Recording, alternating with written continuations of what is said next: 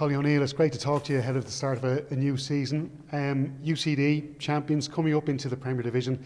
Is the main target for this season just to stay up?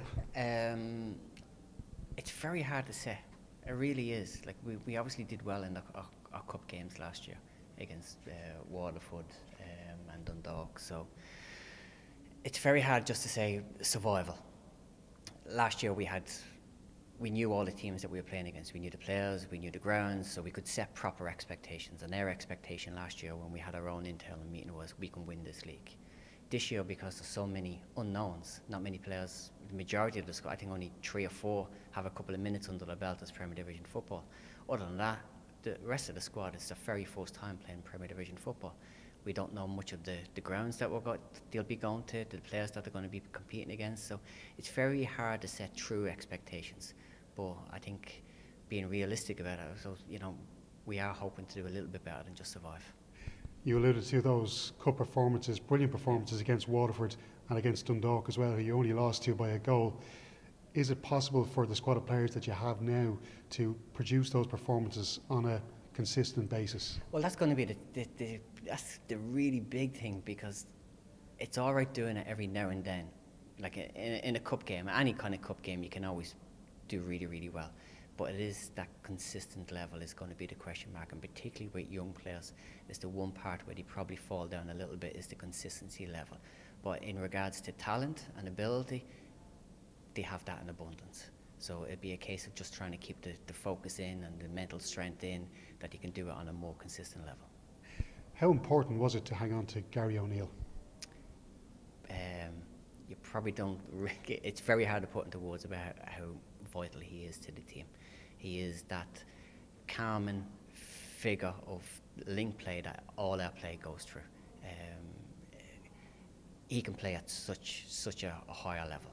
He should be winning Premier Division titles in the years to come, and holding on to him has been, I consider myself lucky. It really is. What was it, do you think, for him? Why did he decide to stay with UCD? I don't know. You'll have to ask Gary himself. It's obviously it's not me. I think it's just a bond that all those players have together. They did so well together last year, winning the first division, and what really drove it through to win that, to lift that league title, was that bond amongst them. They're good pals both on and off the pitch, and they work so well together. So I think the team is nearly like family to them. You've shown, Collie, over the last few years as coach, you can bring through so many good young players, some good talent. Is there any players in particular that people may not have seen that you think we should keep an eye out on this season? God, the cream of the crop has already been picked, as you will see with the under-21 call-ups, with the 3 guys that got in.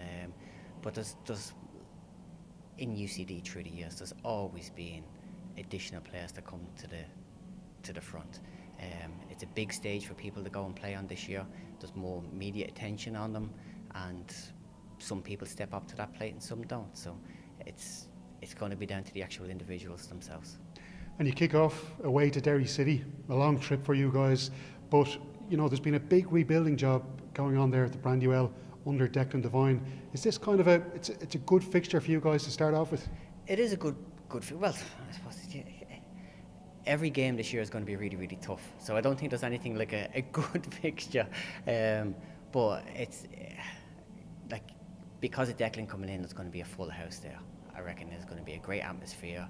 He's trying to get everybody behind the whole what Derry means to the local community, and getting buy-in from all the players in that respect. So the atmosphere is going to be good. This is the arena, this is the stage that our players want to play on. And once we can do that with no fear, we'll look forward to it.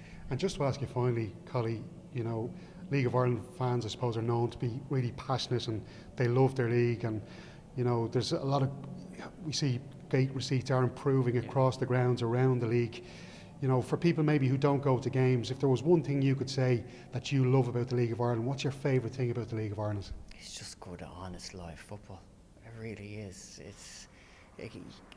I was in Wembley 2 weeks ago to watch Spurs in Newcastle, and although they have big high-profile players on that stage, there wasn't much difference to that kind of quality of game to what you would see in the League of Ireland. It's just people don't believe the product that is under their own nose, and that's the only part that I find probably a little bit disappointing. But it's good live football, and I wish more people bought into it. Thanks, Collie. Good luck for the season. Thank you.